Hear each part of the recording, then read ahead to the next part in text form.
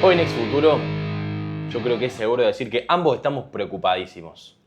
Pero me parece oportuno comenzar con un apartado biográfico, si se quiere, que tiene que ver con mi itinerario lector. Yo estaba leyendo una novelita excelente, y digo novelita por lo breve, pero es absolutamente rica y hay muchísima tela para cortar en términos de crítica de la cultura, que se llama, creo que la han traducido como Una mirada a la oscuridad, o A Scanner Darkly es el nombre en inglés, es una de las novelas de Philip K. Dick, que exploran la paranoia en general. Todos los personajes son paranoicos, especialmente el protagonista, que tiene una especie de doble identidad en la medida en que se desempeña como policía encubierto y, por lo tanto, por esa función, como narcotraficante. La cuestión es que en esa vida de narcotraficante él empieza a asociarse con un círculo de personajes que también participan intensamente de la paranoia y en cierto momento uno de ellos se enajena respecto del grupo y decide suicidarse. Y el tipo decide suicidarse consumiendo barbitúricos, ¿no? El problema y lo tragicómico es que termina comprando alucinógenos. Y sin darse cuenta, consume una cantidad letal de alucinógenos, pero en vez de él mismo sentirse morir, lo que le acontece es que recibe la visita de un ser interdimensional de múltiples ojos que dice que le va a leer todos sus pecados por el resto de la eternidad. Entonces, hacia el afuera, Charles Freck, que es ese tipo, está muerto, pero para su propia experiencia, la muerte se torna trayecto vital o se torna experiencia vital, ¿no?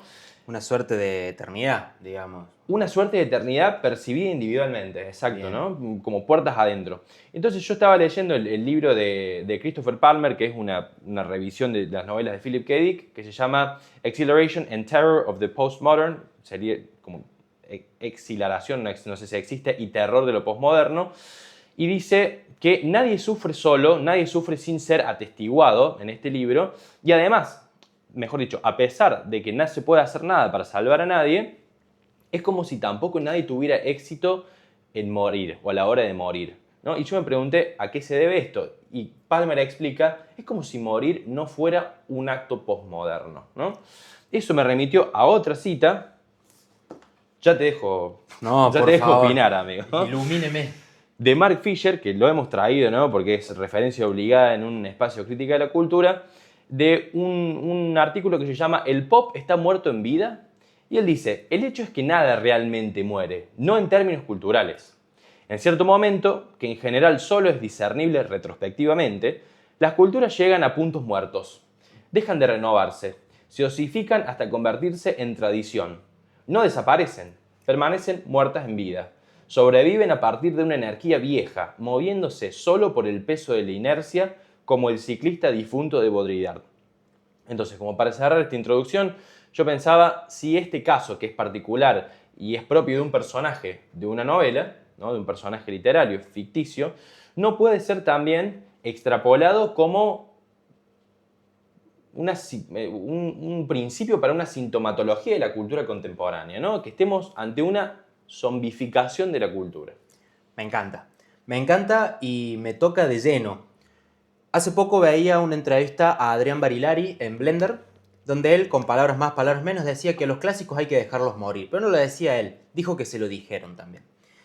Entonces, con esa frase en mente veo en otros ejemplos de la cultura, sobre todo en la deportiva, cuando un jugador de fútbol, por ejemplo, no sabe poner punto final. No sabe o no quiere incluso. Y mantenerse en ese trayecto de errarle al morir, se me viene a la cabeza el hecho de cuándo damos punto final o cuándo institucionalizamos algo. Voy a intentar ordenar todo esto con el fútbol y demás. Vos te referís a la carrera que no se sabe cuándo terminarla, digamos. Exactamente, no se sabe cuándo terminarla e incluso no se sabe cuándo dejar de ejercer tu personaje de alguna manera. Por ejemplo, me remito a De Paul, campeón del mundo. Polémico. Polémico, por donde se lo vea. Un hermoso personaje para ser estudiado, de esos personajes que quedan en el mundo periodístico del fútbol, digamos. Un nuevo Ruggeri, de alguna manera. Claro. Que hace poco se había viralizado un video donde en la MLS, dígase la liga de soccer en Estados Unidos, que ahí vos ya entendés el nivel que tiene jugar en la MLS, porque Bien. se fue a jugar con Messi. Bien. haciendo el gesto o la chicaneada de, con otro jugador, buscarle el nombre en la espalda. Ajá. Estás jugando en la MLS, macho. No podés hacer eso. No podés tener esa grandeza. Bien. Y eso me parece un elemento a destacar de que no te estás sabiendo dar un paso al costado. No te estás sabiendo dar tu punto final. No te estás sabiendo dejar pausar tu producción como, en este caso, personaje futbolístico. Ujú. Y eso pasa también por la institucionalización de los elementos, creo yo. En el desarrollo cultural, cuando hay desarrollo, siempre el público lo critica. Siempre lo critica, pero en desarrollo de seguir funcionando históricamente. Me remito a la chacarera, por ejemplo. Un género folclórico que se va desarrollando a partir de la propia historia de quienes le intervienen y que el folclólogo va y estudia y dice, en tal lado se baila de tal manera, en tal lado se toca de esta manera, en tal lado tiene esta letra. Y después se recapitula y se institucionaliza. Entonces ya hay una forma de bailar y hay una forma de hacer chacarera. Ese desarrollo se frenó, se puso punto final. Entonces el gaucho ya empieza a tener otra forma de desarrollarte sobre Claro. eso. Empieza a tener una reescritura heideggeriana de alguna manera Bien, para bien. sobrevivir a esa historia. Sí. Ese punto de institucionalización es para mí un punto final que implica un nuevo desarrollo que puede ser una zombificación. Porque el consumidor de esa institucionalización puede querer necesitar lo anterior y puede exigirlo constantemente y puede exigirlo en materia de quiero lo mismo o quiero la novedad. ¿Qué pasa? Si llega la novedad en los tiempos que corren, seguramente el artista sea criticado. Claro, puede exigir la cultura como pulsión o como movimiento renovador. Sí. Porque lo que pasa es, que un poco me remite a lo que charlamos en el episodio de los géneros musicales, que toda institucionalización necesariamente corre por detrás de la cultura, ¿no? Claro, Y de la innovación artística o de la innovación de los procedimientos del arte. Porque hay en principio una forma nueva de crear, de llegar a un modo de visibilidad de una obra, ¿no? de un producto estético, y lo que sucede después es que los manuales de historia del arte se actualizan, ¿no? Los diccionarios se actualizan con las categorías que sean necesarias para nombrar eso que sucedió, pero si ahora esa institución empieza a estar por delante, o mejor dicho, empieza a eclipsar el movimiento de la cultura, lo que tenemos es esta osificación de la que hablaba Mark Fisher, y en realidad todo movimiento pulsional de expresión de vitalidad de la cultura no va a ser tal, sino que va a ser simplemente remitirse a lo que dice el manual y de alguna manera tratar de reescribirlo o revivirlo, ¿no? Ese Ese es el remitirse para revivirlo de alguna manera, me parece, y creo que coincidimos en esto, va muy de la mano con una nostalgia que tenemos como consumidores. Sí, totalmente. De creer que todo producto anterior fue mejor que el nuevo. Uh-huh. Y ahí me parece que hay un problema enorme respecto a cómo traemos algo que nos produjo nostalgia para que funcione en un paradigma nuevo cuando ya se puso el punto intermedio de la institucionalización. Uh-huh. Y pienso en, por ejemplo, el holograma de Michael Jackson en su tiempo. Claro. Cómo traemos algo que nos produzca nostalgia haciendo un tema de él, pero que en realidad sea un bailarín y que ni siquiera lo espejaron, digamos. Uh-huh. O sea, hace los movimientos al revés de alguna manera. Vos sabés que no es él, pero te produce una nostalgia. Y después como consumidor lo puedes criticar. Pero hay también una herramienta de novedad frente a ese sobrevivirlo, a ese revivirlo. Que después, si todos empiezan a hacer hologramas, se agota. Uh-huh. Se agota y ahí creo yo que empieza la carencia detrás de ese holograma, la carencia detrás de ese revivir un producto. Empieza a que el holograma sea un zombie. Claro, y el fractal de novedad puede venir acompañado de la innovación técnica, es decir, bueno, ahora tenemos la posibilidad de revivir a Michael Jackson de esta manera, ¿no? Uh-huh. Entonces eso también es parte del espectáculo y de lo que se vende. Claro. Pero la pregunta que me surge a mí a partir de esto es, ¿a qué se debe, digamos, este recalentado de lo ya hecho? Si hay una excesiva confianza en los ídolos del pasado, si hay una especie de atrofia de las ideas general y generacional propia de un momento histórico que creo que tiene sus orígenes en a mediados del siglo pasado y se extiende hasta nuestros días, que consiste en sentir el fin como una experiencia propia del hoy digamos, ¿no? La ultimidad lo llamó John Barth en ese cuasi manifiesto del posmodernismo, ¿no? La literatura del agotamiento. Él dice, bueno, estamos ante una sensación de ultimidad, ¿no? Es como si todo nos llevara hacia ese límite, hacia esa última extensión y a ese desanudarse del horizonte, ¿no? Ya después de esto no hay más nada. Y por otro lado también un descreimiento de la potencia de un nuevo movimiento generador de ideas, ¿no? Es como que hay una combinatoria de estas condiciones que da génesis, o empieza a gestar lo que yo llamo la zombificación de la cultura. Y como para explayarme de una vez y dejarlo claro para después volver sobre esto, me interesaría decir a qué llamo zombificación de la cultura. Yo creo que se trata de un fenómeno de la industria cultural, no en el sentido de un sistema de producción masiva y estandarizada de bienes culturales asimilados como mercancías, que es contemporánea y que consiste en esta imposibilidad de generar artefactos nuevos sin la exhumación del pasado, pero no como intertextualidad, no como influencia, no como diálogo metarreflexivo, sino como simulacro, ¿no? Se vuelve a lo que ya se hizo y se pretende que vuelva a esa inmediatez intempestiva hoy, ¿no? Y que en algún momento fue contemporánea de otra generación, de otro momento histórico, ¿no? Pero este revivir que no es, de vuelta, no es una relación entre intertextos, sino es necromancia, ¿no? Es zombie, es el cadáver que se hace andar, el cadáver que se hace caminar, que se hace atacar, que se hace volver, y volver de manera masiva también, ¿no? Como la criatura, como el monstruo zombie. Volver en forma de refritos o en forma de fichas, si a los Simpsons me remito, Sí, que señor. regresar de esa manera implica una carencia de autenticidad, sustraída por la reproductividad técnica. Obviamente. Benjamin. Esa reproductividad técnica la podemos profundizar de alguna manera con Adorno y su estudio a través de la industria cultural. Claro, bueno. Que esta industria cultural, yo no sé si diría del siglo pasado, esta cuestión de producción cultural inmediata, la llevaría más al pasado. Yo no sé en qué momento el hombre que pintaba en su caverna su dibujito obtuvo algo a cambio para pintarle ese dibujito en otra caverna. En ese punto de inflexión en el que recibió algo por su producción artística, empieza a verse lo que después, en el tiempo, llamaríamos como un producto en forma de arte, y no arte vendido como producto.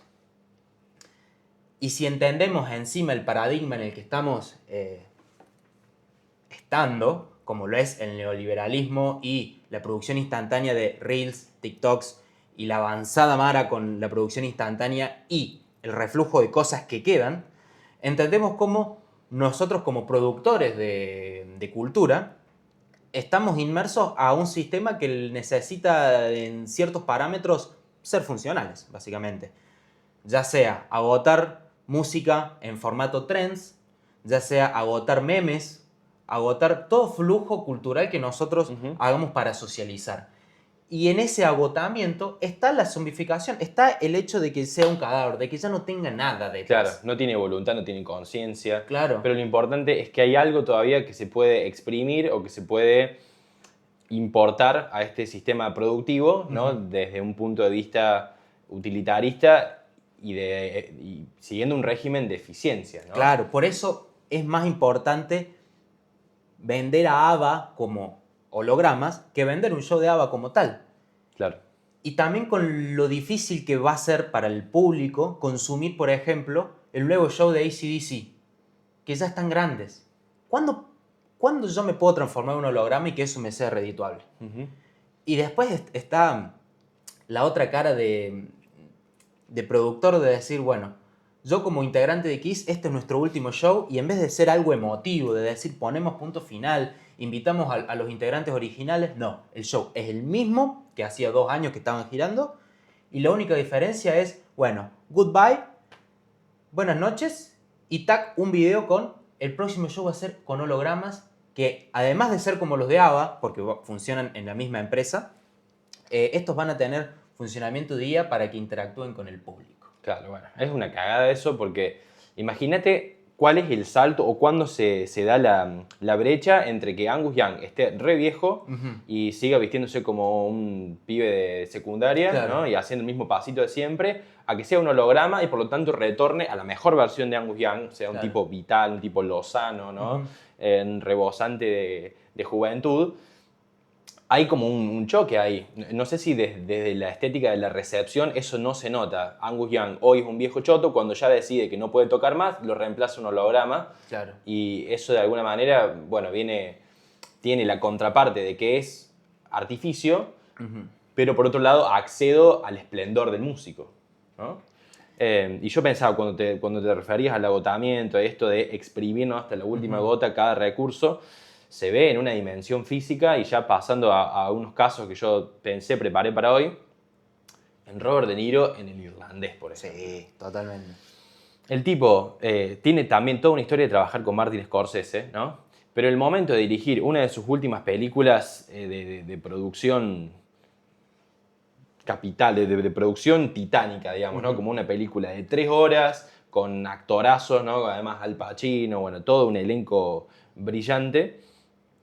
Y, claro, decidir a Robert De Niro para que haga el papel de Robert De Niro, o sea, del irlandés, el mafioso viejo, y también a lo largo de su juventud. Al punto de que hay una escena que es risible, ¿no? Se pierde cualquier tipo de seriedad y cualquier pacto de ficción queda comprometido inmediatamente cuando Robert De Niro va y trata de vengar creo que es a la hija, no sé, y va como a una especie de local y al dueño lo tira por la puerta y se nota que hace un esfuerzo mínimo el actor físico, ¿no? Y se rompe la ventana, ¿no? Entonces ya ahí aparece una parte cómica no intencionada por el hecho de que Robert De Niro está viejo, ¿no? Claro. Y, por ejemplo, si yo me retrotraigo a otro hito del cine, como El Padrino 2, para representar la infancia de Vito Andolini, contrataron a Robert De Niro joven. No era Marlon Brando maquillado para que no pareciera viejo, Claro. digamos. Además de que no estaba tan grande en esa época tampoco, ¿no?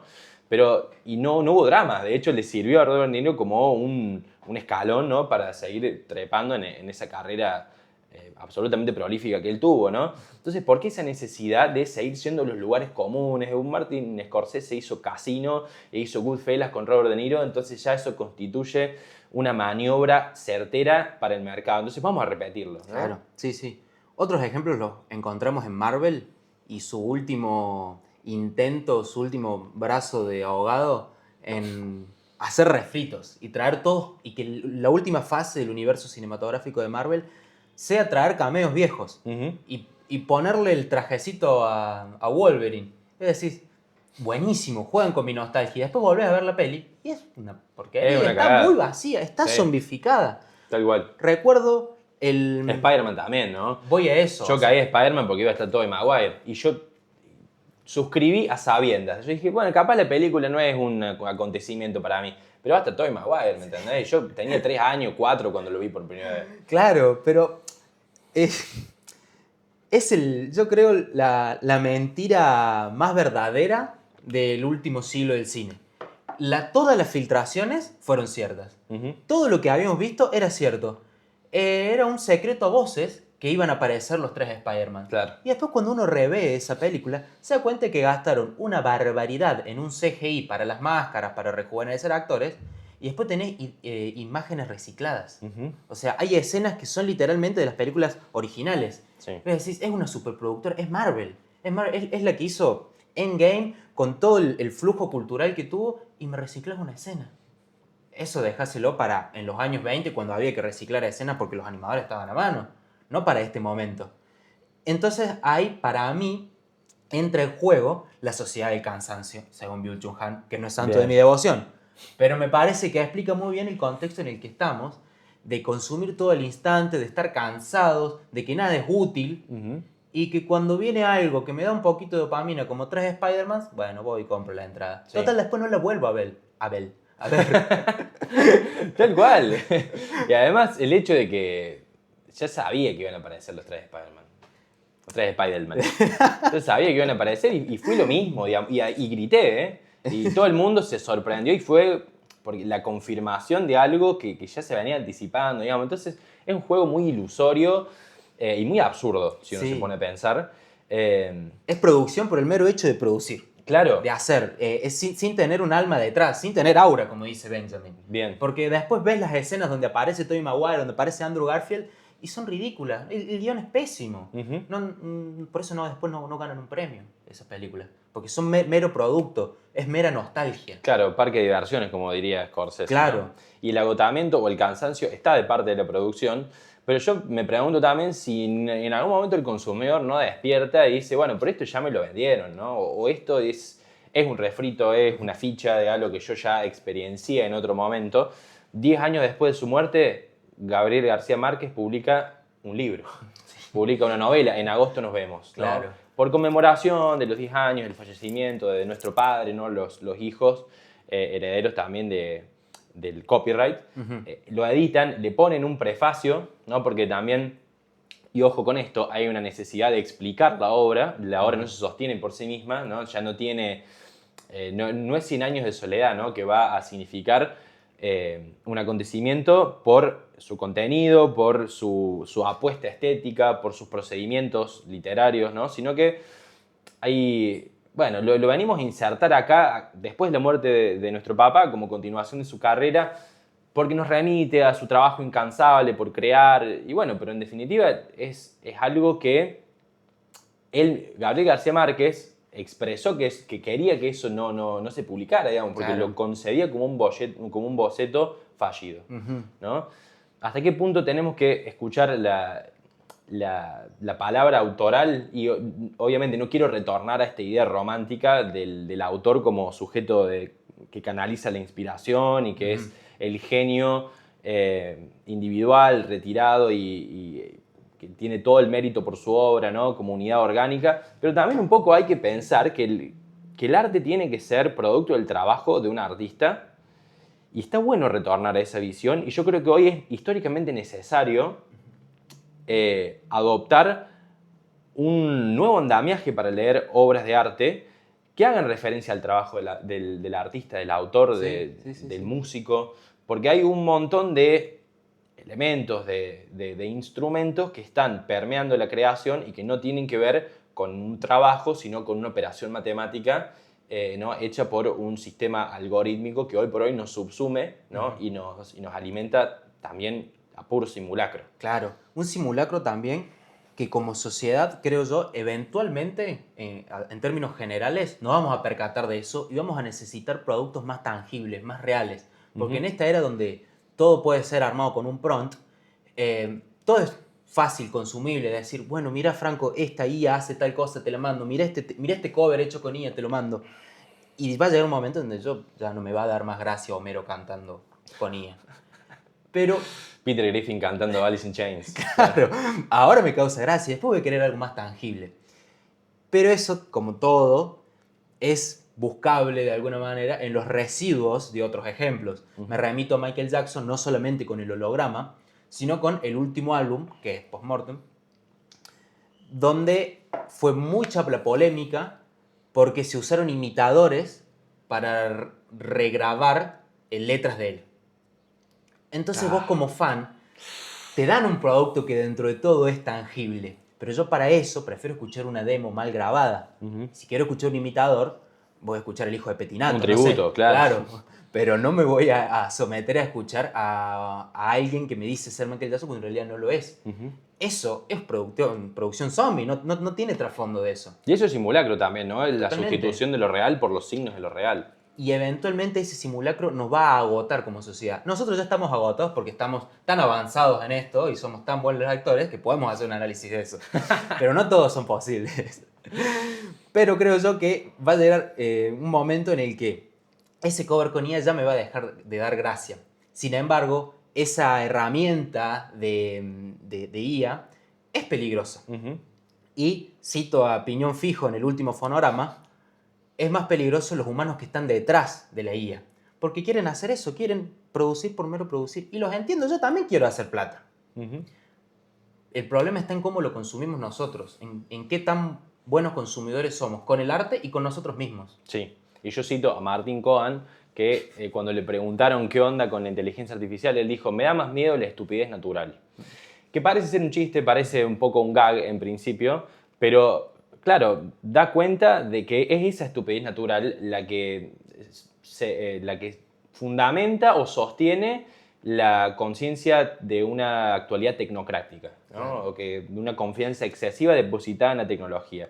Y el problema es cuando ya no se vuelve, cuando ya no es tan evidente, como bueno, Homero cantando, no sé, un tema de Guns N' Roses o lo que sea, bueno, uno se da cuenta de que está ante una producción absolutamente artificiosa, pero después aparece, como apareció en 2023, una nueva canción de los Beatles, ¿no? Now and Then. 50 años después de que se desbandara la banda, ¿no? De que se desbandara el grupo, 40 años después de la muerte de John Lennon.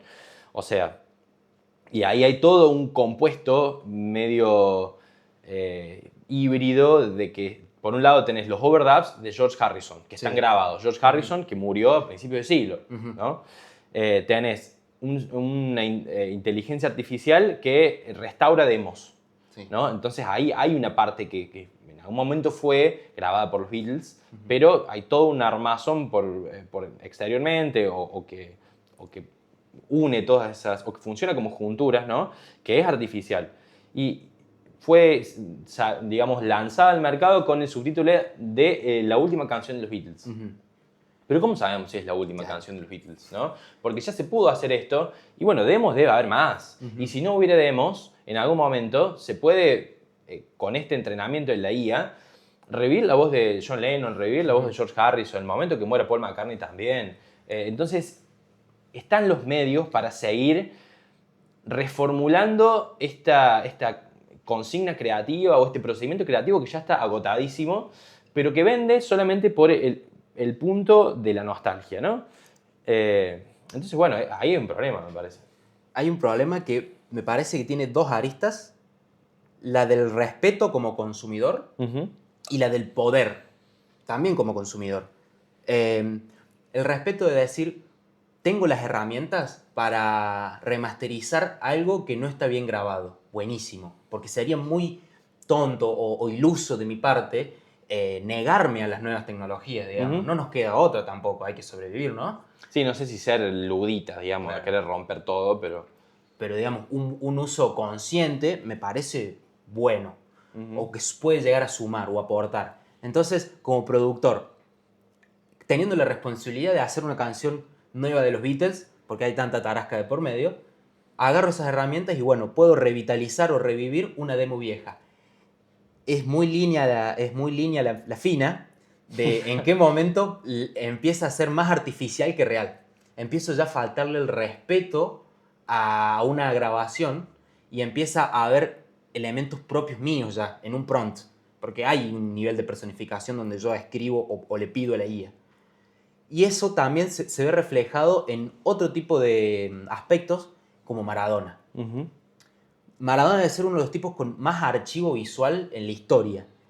Entonces, cuando yo tengo a Maradona teniendo toda esa biblioteca y se me da a hacer una foto con IA y publicarla en redes, el machaque es absoluto. Claro, ¿qué más quiero que no le puedo pedir ya a ese registro? Claro. O sea, ya tengo todo para conocer a Maradona, por conocer quién fue, conocer cómo fue a lo largo de las diferentes etapas de su vida. ¿Por qué pedir más, digamos? ¿Qué quiero imaginar de Maradona que él no me haya dado? Literalmente es más complicado elaborar un prompt, o me va a llevar más tiempo elaborar un prompt para pedirle una foto a Maradona con una camiseta de los Spurs que buscarla.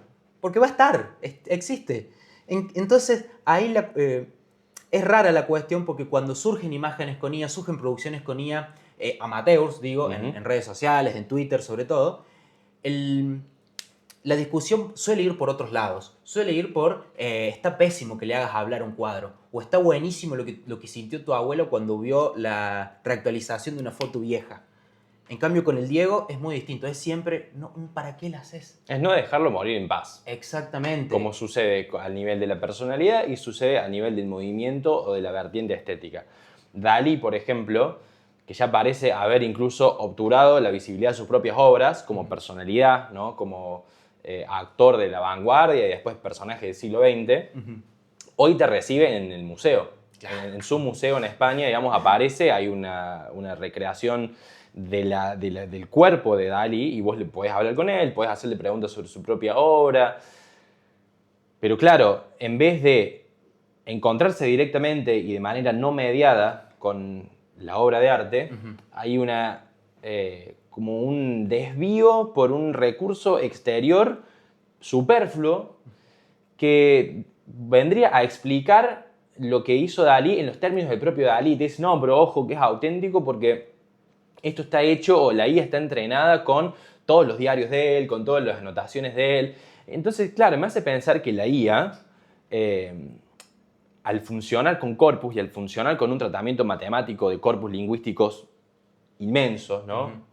Ingentes, es una sedimentación, ¿no? Sí. Es como si fuera un monstruo creado por el relleno numerado de un molde que nosotros mismos dejamos con todo lo que hacemos. Por eso mucha gente no la llama inteligencia, porque es un collage. Es un collage, claro. exactamente. Es como hacer hablar al enunciado, ¿no? Que el enunciado se vuelva enunciación, ¿no? En una instancia de habla constituye una enunciación y es, por definición, evanescente, ¿no? Porque Claro. yo hablo y todas las circunstancias que componen a este momento de enunciación desaparecen, ¿no? El tiempo, el espacio, el interlocutor, la ocasión, lo que sea, ¿no? Pero lo que queda es el enunciado, va a decir Emile Benveniste. Bueno, ahora lo que hace la IA es que el enunciado se constituye en enunciación, ¿no? Y es un recalentado, ¿no? Es imaginario social, es sentido común social, y lo peor es que hoy por hoy nos está dictando nuevas maneras de pensar, nuevas maneras de hablar incluso, y está moldeando subjetividad. Capaz suena todo esto muy reaccionario, muy de mirar hacia atrás, muy del pasado fue mejor, muy de la crítica socrática de la escritura en el Fedro, ¿no? Sí. Porque también es una postura cuando surge una tecnología nueva, de decir, bueno, pero esto está depositando una competencia humana por fuera del ser humano, por fuera de la mente humana. Y entonces esa facultad se va a debilitar, se va a atrofiar. Cierto, la escritura, o el devenir de la escritura y la interacción del ser humano con la escritura nos demostró lo contrario, la computadora igual, la calculadora igual. Pero capaz hoy sí sea la primera instancia histórica en la que debamos preocuparnos y decir, che, pero no comer un freno a mano acá. Claro. Este genio maligno no está haciendo tal vez demasiado. Tal vez piedad, genio maligno. Claro. También, y esto quería mencionar, en la sintonía de lo de Dalí, en el Museo Nacional de la Segunda Guerra Mundial en Estados Unidos, los veteranos participaron de un entrenamiento de IA para que puedan referir testimonios de veteranos o de héroes de guerra a cualquier asistente visitante del museo. A mí me parece gravísimo eso, pero evidentemente para los veteranos no, porque vos podés googlear, hay un video y que dice, no, esto está muy bueno porque yo me voy a morir y después voy a poder seguir contando mi historia. Pero no, flaco. Claro. O sea, con todo el respeto que merece un veterano, pero Sí. obviamente que no es así. Claro. Y ahí, de vuelta, me remito a Benjamin, ¿no? Que él menciona que o habla sobre este empobrecimiento de la experiencia en el siglo XX. Los soldados vuelven de la guerra, pero no vuelven cargados de experiencia, sino vuelven mudos. ¿Por qué? Porque la vivencia no puede ser transformada en experiencia en la medida que no se la puede colectivizar por medio del acto de tomar la palabra, ser narrador de mi propia historia y volverla, digamos, un hecho colectivo, ¿no? Un constructo ofrecido a la colectividad y permeado por mi subjetividad, pero ya más grande que yo como individuo, ¿no? Hoy eso es un problema, porque el testimonio ya no va a ser producto de la vivencia, la experiencia no va a provenir de la vivencia, sino que va a ser un constructo artificial en el que ya no interviene el sujeto. No interviene y la sociedad de alguna manera lo pide a gritos, creería yo. Porque si bien el veterano volvió mudo, la sociedad también le puso un micrófono en la boca en su tiempo. Y ahora le pone un prompt para que hable verosímilmente, según él, según sus propias entrevistas, así como pasa con la IA de Dalí, pero para que diga cosas que no está diciendo en realidad. Sí, está siendo verosímil, está creando de alguna manera un mundo, está creando una realidad. Está abarcando ciertos límites con su propio lenguaje. Entonces nosotros nos sometemos a eso. Y creo yo que como sociedad, al abarcar tanto, con tanta naturalidad eso, y por eso de ahí el problema de ser consciente de eso y que no nos volvamos zombies como consumidores, es entenderlo, es saber hasta dónde me está hablando DALL-E y hasta dónde me está hablando una IA de DALL-E. Creo yo que el problema del genio maligno, más allá de un chiste, es un problema en sí mismo al día de hoy, porque así como en su tiempo Descartes, con muchísimo tiempo libre, se sentó a decir, me fallan los sentidos, no sé qué es real y qué no, evidentemente nunca le habían pegado una piña, porque eso sí que es real minero, se puso a dudar de eso y dijo, capaz hay un genio maligno, que no es Dios, pero es un antagonista, que hace que mis sentidos fallen. Entonces, mi estadía en el mundo real puede estar mediada por una Matrix de alguna manera. Y creo yo que ese genio maligno no se ha ido jamás en nuestra estadía como humanidad, sino que se ha estado reescribiendo. Se ha estado reescribiendo hasta que seamos conscientes de que es una herramienta de poder el genio maligno. Y por ende, la producción de IA en sí misma es una herramienta de poder.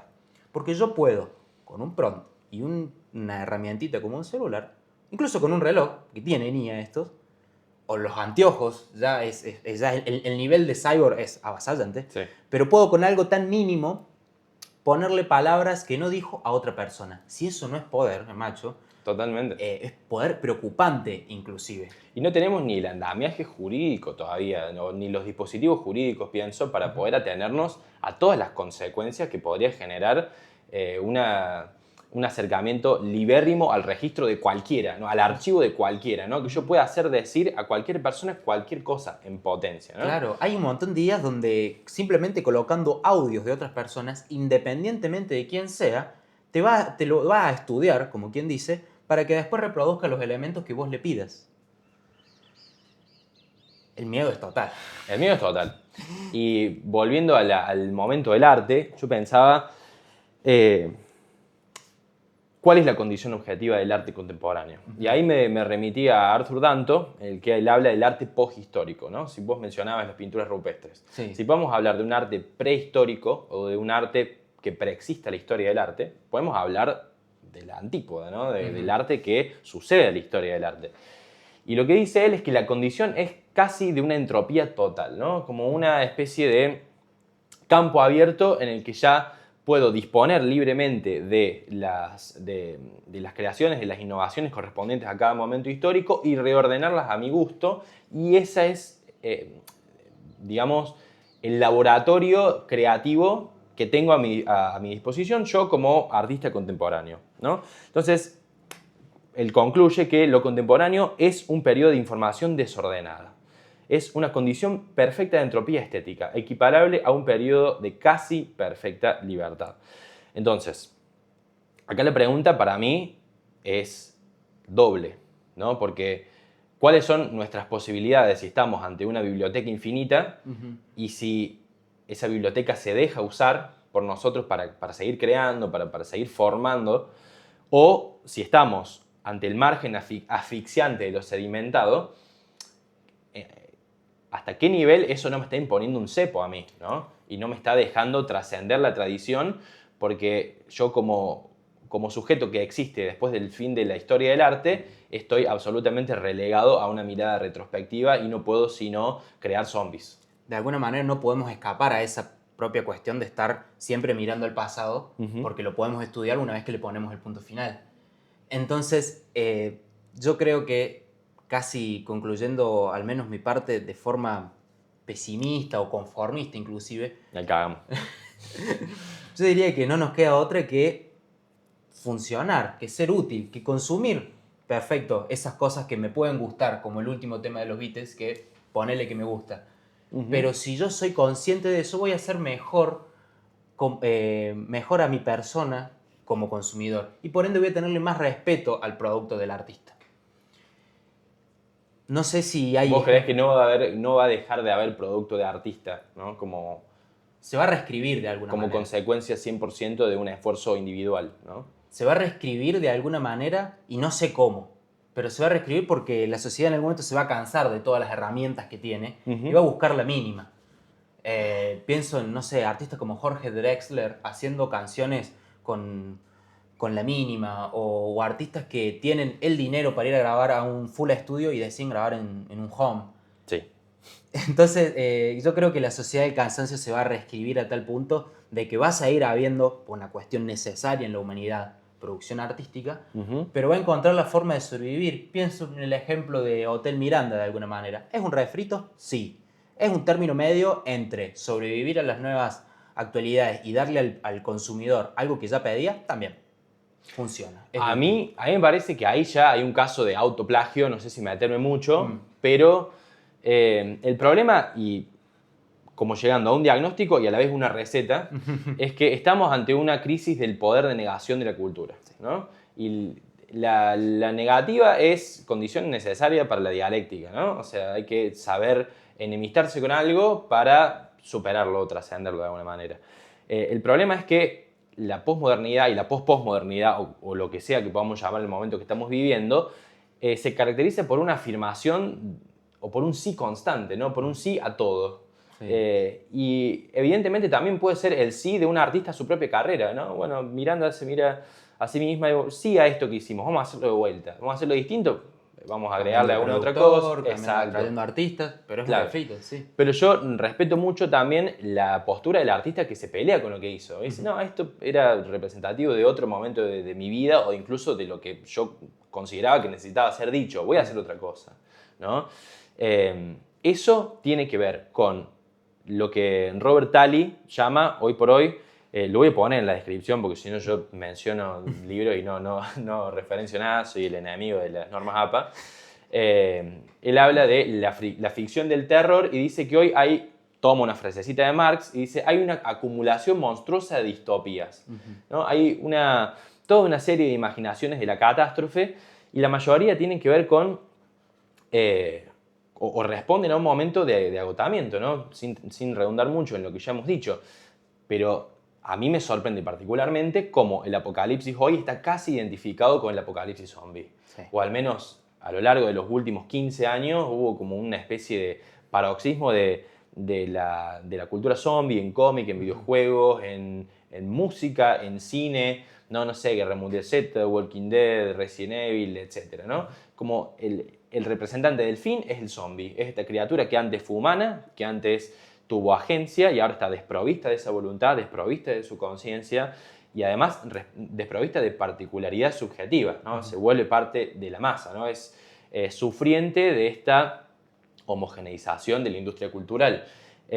¿Y cómo hacer cuál es el antídoto para este virus? A mí me parece que, para citar a David Viñas, decir no es empezar a pensar, ¿no? Hay que negar y a partir de esa negación articular una respuesta nueva que puede haber sido intentada antes, pero lo interesante es que nosotros, digamos, también practiquemos, ¿no? Este giro de 180 grados y dispongamos nuestra mirada hacia un porvenir que no necesitamos. Mucho más justo también. Mucho más justo, exacto, mucho más justo y con nuevas consignas. Claro, y sin fotos del Diego con IA. Por favor. No me lo quemen al Diego. Bueno. Qué sencillo que Qué fácil.